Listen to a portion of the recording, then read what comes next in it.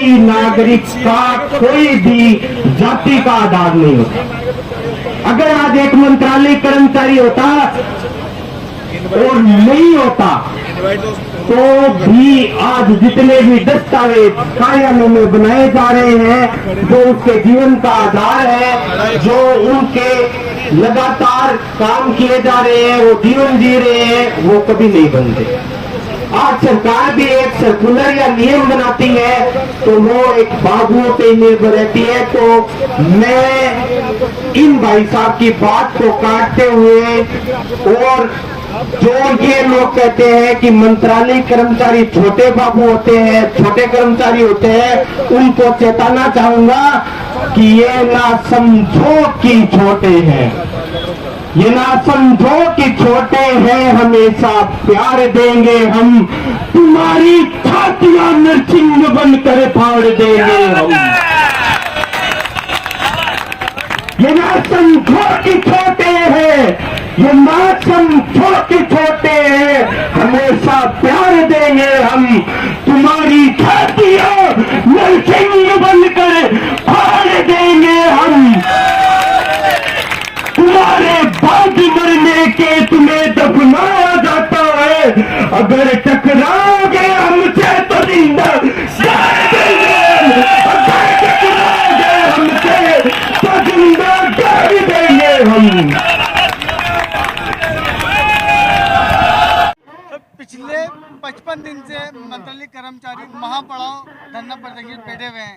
ऐसे में सरकार आपकी बातों को, आपकी मांगों को नजरअंदाज क्यों कर रही है? नजरअंदाज की बात तो इसलिए नहीं कह सकते कि हम 4 या 5 दौर की बात सरकार से कर चुके हैं, लेकिन हमारे सामने अभी तक सरकार ने जो वार्ताएं हमारे विभिन्न दौरों में की है, उसके परिणाम हमारे सामने नहीं आ रहे हैं। हम परिणाम को लेकर अभी आशंसित हैं कि सरकार जो हमसे वार्ताएं की, हमारे प्रतिनिधिमंडल से की है, उनके परिणाम हमारे सामने आएंगे। कल भी माननीय मुख्य सचिव महोदया, राजस्थान की जो मुखिया हैं, उन्होंने कैबिनेट राज्य एसीएस महोदय वित्त के श्री अखिल अरोड़ा साहब और कार्मिक सचिव हमारे जो हैं हेमंत जी गेरा साहब के द्वारा एक द्विपक्षीय वार्ता के द्वारा एक राह आसान करने का रास्ता अपनाया और करीब 1.5 घंटे तक शासन सचिवालय में हमारे प्रतिनिधिमंडल के साथ में वार्ता 11 सूत्रीय मांग पत्र पर वार्ता हुई और वार्ता बहुत ही सौहार्दपूर्ण वातावरण में हुई और हम उस वार्ता के सौहार्दपूर्ण वातावरण में हुई वार्ता के परिणाम की प्रतीक्षा कर रहे हैं कि वो परिणाम हमारे सामने कब आए।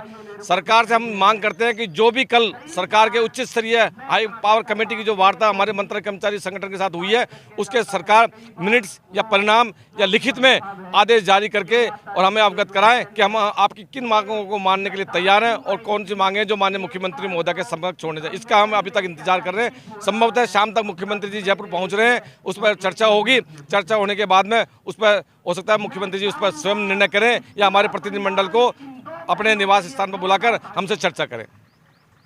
कोशिश से हम आपसे जानना चाहेंगे, इन 55 दिनों में मौसम भी खराब हुए, पंडाल भी उड़ गए यहाँ तक, कई लोग कर्मचारियों को चोटें भी, में आपने उस टाइम को किस तरीके से फेस किया? देखो, इस जो ये महापड़ाव चल रहा है, एक आंदोलन चल रहा है 11 सूत्रीय मांगों को लेकर, उसमें 3 चीजें हैं। परीक्षा हमने दे दी, सारे भाई बहन जितने थे सब बैठे रहे। उसके अलावा हमारे 5 भाई चले गए। उसके अलावा कम से कम 10 बार यहाँ इतना भयंकर आंधी तूफान आया, आपने भी दिखाया, लाइव दिखाया कि पंडाल उड़ गया, फिर भी हमारे भाई बहन यहाँ डटे रहे। प्रतीक्षा हम आज 55-56 दिन हो गए, हम लगातार प्रतीक्षा कर रहे हैं। बात रही समीक्षा की, तो समीक्षा से मतलब ये है भाई, समीक्षा कल माननीय चीफ सेक्रेटरी महोदय की अध्यक्षता में वित्त सचिव,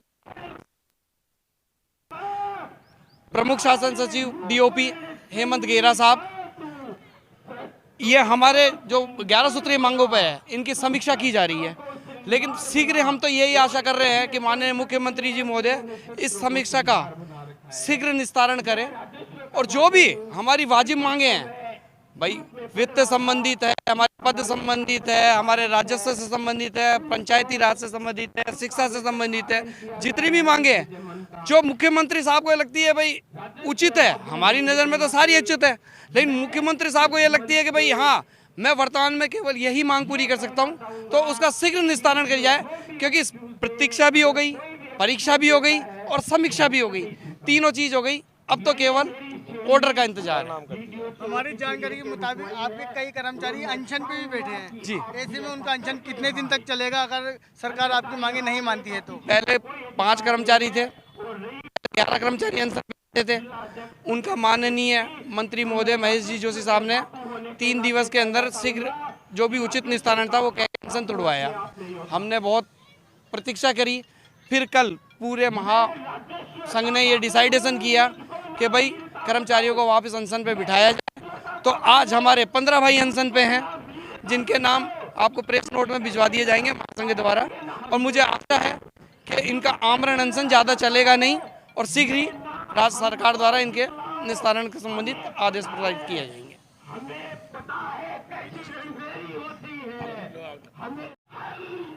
अगर सरकार आपकी 55 दिन की मांगे नहीं मानती है ऐसे में आपका अगला स्टेप क्या होगा? हम तो आचार संहिता तक बैठेंगे। आचार संहिता तक हम जब तक आदेश नहीं होंगे जब तक हम यहाँ पर बैठेंगे। ये सरकार को सोचना है कि इनका निस्तारण कितने दिनों में करें। जनता को राहत देनी है तो हमारा तत्काल आदि निराकरण करें आदेशों के साथ। हम तुरंत उठ जाएंगे, जनता की सेवा करेंगे। ऐसे में कामकाज पे काफ़ी असर पड़ रहा है। आम आदमी जो कि आप लोग जो अनशन पे बैठ चुके हैं या महापड़ाव आपने डाल रखा है, ऐसे में जनता भी परेशान है, उसका समाधान कब तक होगा? मैं जनता से माफ़ी मांगता हूँ, लेकिन इसका जो डिले हो रहा है, अब तक जो समाधान हमारा नहीं हुआ, उसका सारा श्रेय सरकार को जाता है।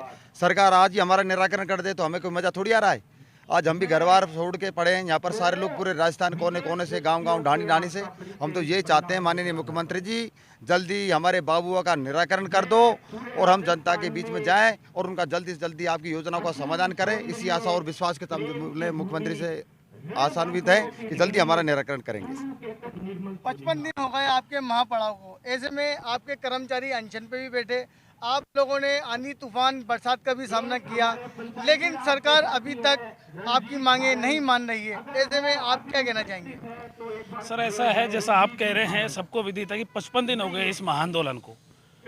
आज की तारीख में 55 दिन से अगर कोई व्यक्ति यहाँ पे बैठा है इस पंडाल में, आप आज भी भीड़ देख सकते हैं कि 55 दिन बाद मैं एक कहता हूँ कि इस हिंदुस्तान में अगर कोई जननेता हो या कोई बड़ा कोई कार्यकर्ता हो, अगर 55 दिन तक इतनी भीड़ इकट्ठी करके बता दे लगातार, तो इसका मतलब ये लाई गई भीड़ कोई प्रायोजित नहीं है, सब अपने मन से दुखी हैं। ये आज से दुखी नहीं है, विगत 30 साल से जो बाबू का पिछड़ापन हुआ है उस कारण अंतर्मन से दुख होकर आके बैठे हैं। हमारा कोई मांग पत्र नहीं, हमारा न्याय पत्र है। न्याय पत्र का मतलब कोई अनैतिक मांग नहीं है जो सरकार पूरी नहीं कर सकती या हमने कोई एक्स्ट्रा फोर्स वाली मांग सरकार से मान ली हो। हम ये चाहते हैं कि हमें केवल समानता का दर्जा मिल जाए। हमारे जो साथी है, समकक्ष जो साथी है, उनके बराबर का दे दो, मुझसे ज़्यादा नहीं मांग रहे। या हमने आंधी तूफान, अंधड़, सर्दी, गर्मी, सारे मौसम यहाँ झेल लिए, उसके बावजूद यहाँ कर्मचारी टिका हुआ है। आपने जैसा आमरण अनशन का कहा कि आज लोकतंत्र में किसी भी मूवमेंट का एक अंतिम क्षण होता है। गांधीवादी तरीके से जो आंदोलन होता है उसका अंतिम होता है आमरण अनशन।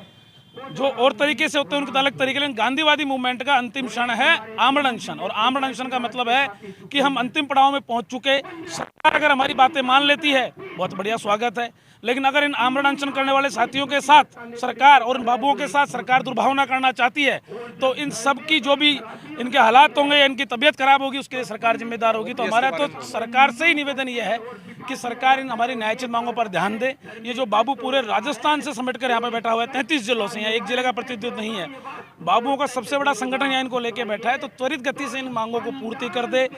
जहाँ हमारी जो स्नातक की मांग है, चाहे हमारे ग्रेड पे विलोपत की मांग है, चाहे हमारे पदों की मांग है, एक भी मांग न्यायोचित और एक भी मांग अनैतिक और अन्यायोचित नहीं है यहाँ पर। अभी जैसे आपने प्रोपेगेंडा कहा, मैं मीडिया के माध्यम से कहूँगा, कल परसों अखबार में आया था, काउंटर नहीं कर पाए, मैं आज आप मीडिया के माध्यम से कहता हूँ, कहीं न कहीं उठ के आया कि साहब सहायक कर्मचारियों ने कह दिया कि स्नातक योग्यता करने पर हमको नुकसान होगा। मैं आपके माध्यम से पूछना चाहता हूँ कि आज शिक्षा का जमाना है, हर जगह शिक्षाविद हैं, शिक्षा का प्रचार प्रसार है, राजस्थान सरकार, हिंदुस्तान सरकार सब जगह शिक्षा का प्रचार करती है। जो बाबू वर्ग है, जो की हड्डी है, बाबू वर्ग का पढ़ा लिखा होना बहुत जरूरी है, क्योंकि सारी योजनाएं धरातल पर वही लाता है। तो आज समय के साथ में अगर बाबू वर्ग 12वीं से बढ़ाकर स्नातक योग्यता करने की मांग कर रहा है, जैसा कि उसके समकक्ष कैडर ग्राम सेवक में, पटवारी में सब जगह हो चुकी, तो सरकार को कहाँ इसमें भाई प्रॉब्लम आ रही है? कर्मचारियों की बात कर रहे हैं तो सहायक कर्मचारी से अगर किसी को बाबू बनना होगा तो उसको स्नातक करना होगा, और सरकार अगर उसमें शिथिलता देना चाहे, उनको टंकण में शिथिलता दे रखी है, ऐसे उनकी योग्यता में भी शिथिलता दे दे। ये चीजें दूसरे कैडरों को लाकर यहाँ पर रखना, ऐसे तो बाबू वर्ग भी कह सकते हैं। उन्होंने मृतकाश्रित की बात करी, मैं कहना चाहूंगा आज राजस्थान सरकार के अधीन अगर कोई किसी कर्मचारी की मृत्यु होती है, जैसे मृत्यु होती है, तो मृतक आश्रित में बाबू बनाया जाता है। वो चाहे इंजीनियरिंग हो, मेडिकल हो, पुलिस हो या बाबू हो, किसी वर्ग में हो। तो क्या बाबू वर्ग ने सबका ठेका ले रखा है क्या? जब मृतक आश्रित की बात आती है तो सब लोग बोल देते हैं, और जब बाबू के हक और अधिकार की बात आती है तो यहाँ पर कहते हैं कि मृतक आश्रित में ग्रेजुएट में बच्चा कैसे आएगा। कल के दिन बाबू वर्ग भी ये कहते हैं कि केवल बाबू वर्ग एलडीसी से लेके ईओ तक के ही मृतक आश्रित बाबू बनेंगे, तो पुलिस, फॉरेस्ट, डॉक्टर, इंजीनियर इनके मृतक आश्रित कहाँ जाएंगे? ये दोहरा व्यवहार यहाँ पे नहीं चलेगा। बाबू वर्ग को उनके हक और अधिकार देने पड़ेंगे। न्यायोचित मांगे पर हम कार्रवाई कर रहे हैं, और माननीय मुख्यमंत्री से ओपीएस पे भी निवेदन है कि ओपीएस को देकर आपने राजस्थान में कर्मचारियों को बहुत बड़ा सौगात दिया, हम भी मानते हैं, बहुत बहुत धन्यवाद देते हैं। मैं भी 2004 के बाद बड़ा कार्मिक, हमारा भी बुढ़ापे की लाठी बने, बुढ़ापा का सहारा बने, पेंशन। लेकिन इसमें जो विकृतियां हैं, इसमें जो अभी तक सुधार नहीं हुआ, इसकी अधिसूचना जारी नहीं हुई, जीपीएफ के जो जीआरएन नंबर भी जारी नहीं हुए, उन पर भी सरकार कार्रवाई करे ताकि सार्थक अर्थों में ओपीएस भी परिभाषित हो सके।